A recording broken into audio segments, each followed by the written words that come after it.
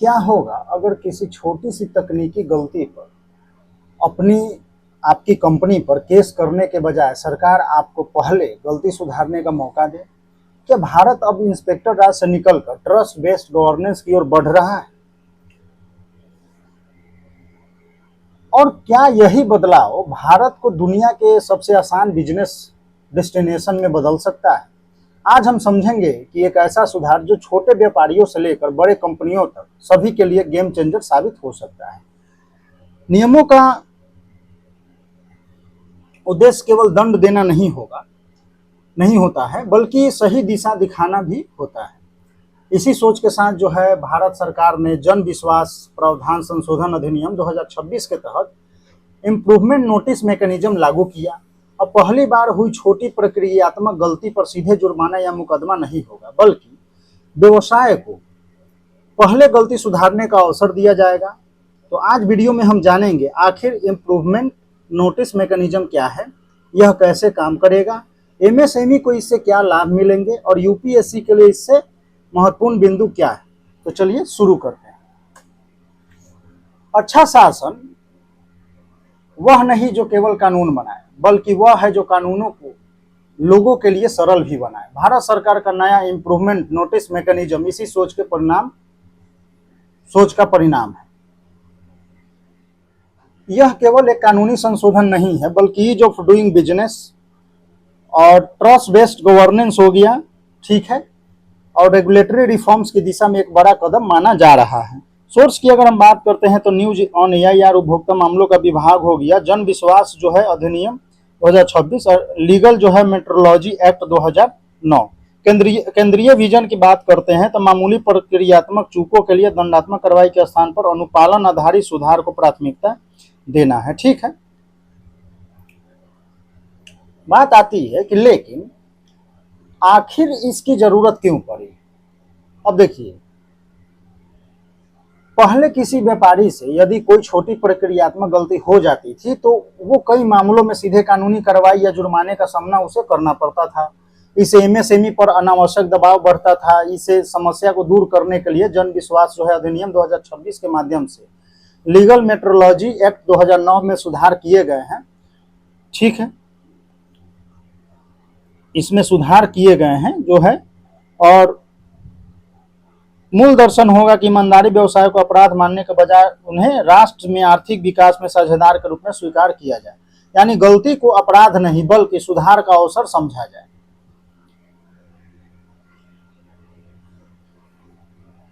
तो सवाल है कि आखिर इम्प्रूवमेंट नोटिस होता क्या है? देखिए, यह एक आधिकारिक नोटिस है जो पहली बार हुई छोटी प्रक्रियात्मक गलती पर जारी किया जाता है। इसका उद्देश्य जो है दंड देना नहीं है, ठीक है, बल्कि व्यवसाय को कानूनी समय सीमा के भीतर अपनी गलती सुधारने का अवसर देना है। तो देखिए, यह जो नियामक दस्तावेज है जिसे किसी व्यवसाय द्वारा अनजाने में प्रक्रियात्मक गलती हो जाने से फील्ड प्रवर्तन अधिकारी द्वारा जारी किया जाता है, और जुर्माना लगाने या अदालती जो है शुरू करने के बजाय प्राधिकरण व्यवसाय के औपचारिक जो है चेतावनी देता है। अनुपालन बोझ को हमें कम करना है, एमएसएमई इन सब पे जो है लागत को घटाना और नियमित जो है निश्चितता को प्रदान करना है। न्यायिक बोझ की अगर हम बात करते हैं तो लिपिक जो है दस्तावेजीकरण का प्रारूपण, इन सब त्रुटियों को उत्पन्न होने वाली अनावश्यक मुकदमों से बचना है ताकि अदालतें जो है गंभीर मामलों पर ध्यान केंद्रित कर सके। यानी complaints grows faster with guidance than with fear, यानी इसी व्यवस्था की मूल अवधारणा आप इसे बोल सकते हैं। अब समझते हैं कि इसकी पूरी प्रक्रिया क्या है। तो देखिए, निरीक्षण अधिकारी जो है गलती की पहचान करेगा, उसे जो है केस जो है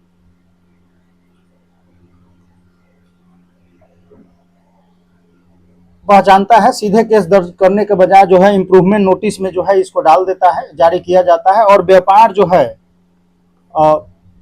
व्यापार की गलती सुधारने के लिए निर्धारित समय उसे मिलता है। यदि समय पर सुधार हो जाता है तो मामला बंद हो जाता है, लेकिन यदि सुधार नहीं होता तो या गलती दोहराई गई तो सामान्य कानूनी जो है कार्रवाई होगी, ठीक है।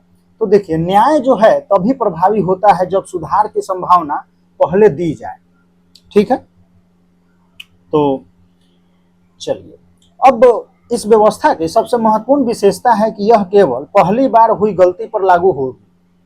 रिपीटेड ऑफेंस पर यह सुविधा नहीं मिलेगी। इसका लाभ मिलेगा manufacturers, importers, dealers, repairs, traders.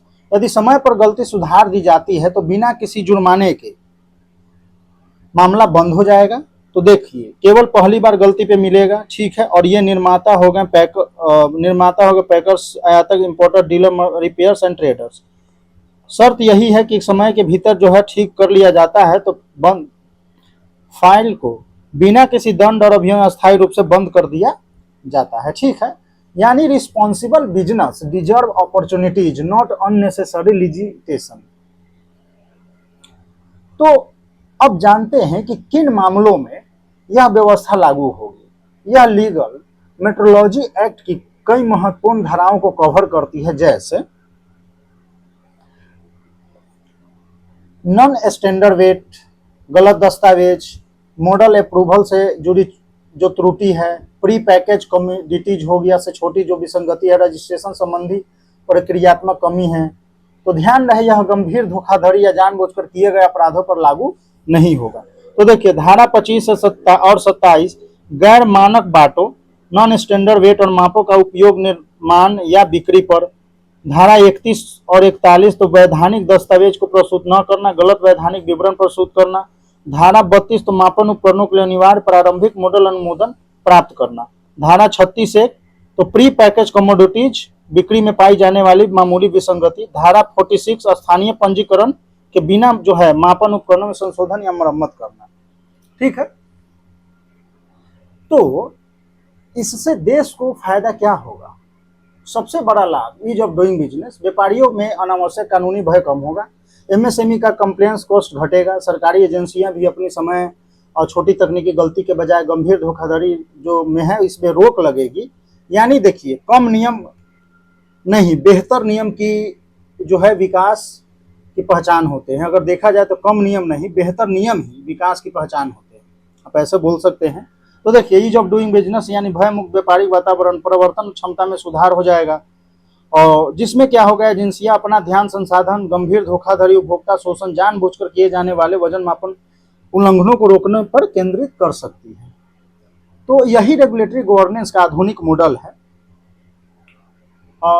यानी इम्प्रूवमेंट नोटिस मैकेनिज्म केवल एक कानूनी संशोधन नहीं बल्कि भारत में ट्रस्ट बेस्ड गवर्नेंस है। ईज ऑफ डूइंग बिजनेस और मिनिमम गवर्नमेंट मैक्सिमम गवर्नेंस की दिशा में देखा जाए तो एक महत्वपूर्ण कदम है। यदि इसका प्रभावी क्रियान्वयन होता है तो एमएसएमई को मजबूत करेगा, न्यायालयों पर बोझ कम होगा और जो भारत की निवेश अनुकूलन छवि है उसको सुदृढ़ बनाया जा सकता है। तो निष्कर्ष में हम यही बोल सकते हैं कि ट्रस्ट बेस्ड जो है गवर्नेंस की नींव में एक सुदृढ़ रखता है। तो आपका ये क्वेश्चन है मेंस पॉइंट ऑफ व्यू से, तो इसको आप देखेंगे। कीवर्ड की अगर हम बात करते हैं तो इसमें क्या क्या हो सकता है, तो ट्रस्ट बेस्ड गवर्नेंस हो जाएगा। ईज ऑफ डूइंग बिजनेस आप बोल सकते हैं, regulatory simplification, compliance based regulation हो गया, डी क्रिमिनलाइजेशन हो गया, एमएसएमई फैसिलिटेशन है, जन विश्वास एक्ट 2026, लीगल मेट्रोलॉजी एक्ट 2009। तो यूपीएससी में अच्छे उत्तर केवल तथ्यों से नहीं बल्कि नीतिगत दृष्टिकोण से लिखे जाते हैं, ठीक है। तो आपको ऐसी current affairs explained and UPSC value addition, mains answer writing enrichment वाली जो वीडियो अगर पसंद आती है तो वीडियो को लाइक शेयर सब्सक्राइब करें और यूपीएससी के जो आपके साथी है उसके साथ शेयर करें। मिलते हैं एक अगले महत्वपूर्ण करंट अफेयर्स वीडियो में। धन्यवाद।